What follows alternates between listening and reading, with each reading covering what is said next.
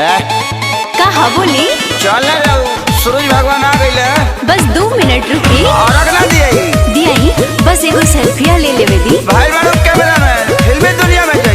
जाइबे अरे चल तानी रुकी बस हो गई चल रे ओफो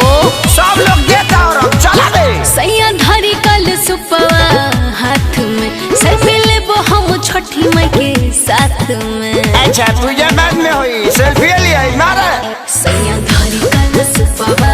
हाथ में सेल्फी लेबो हम छठी माई के साथ में। सेल्फी खींचत खींचत कदी हलू रातिया से दिन सेल्फी खींचत खींचत कदी हलू रातिया से दिन दया बका बया रख दे पूरे धनी फुट गइल देखा किरीन अब का बया रख दे पूरे धनी फुट गइल देखा किरीन। बोला बोला छठी मैया की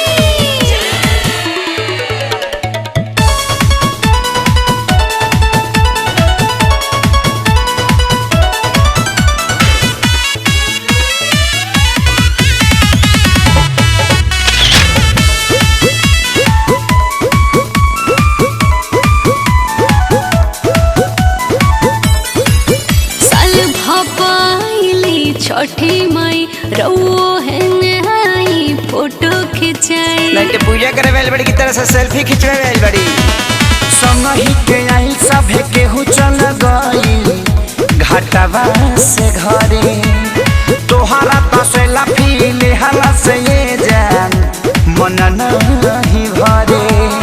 तू डाल के मोबाइल खाली कर एक दो तीन दया बका बया रख दे बुरे धनी फुट गइल देखा के रे दया बका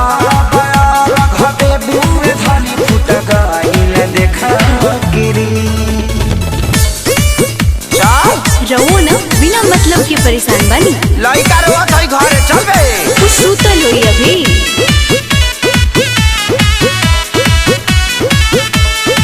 खेसारी माई के महिमा महान हो सोशल मीडिया पर करब हम बखान हो। अच्छा सोशल मीडिया पर ही पूजवा का हो इहो होई यादो राजा सोनू को हतारे तोहरा से बतियालमा फेसबुक व्हाट्सएप से गोरी हटाला अपन तू ध्यान जाने आने जाने में फेर से करिए करला कवनो सीन दया बका बया रख दे बुल धनी फुट गइल देखा के रे दया बका बया रख दे बुल धनी फुट गइल देखा के रे। चल जल्दी घरे रिक्शा रोत होई सेल्फी खींचत खींचत कदी हलू रोतिया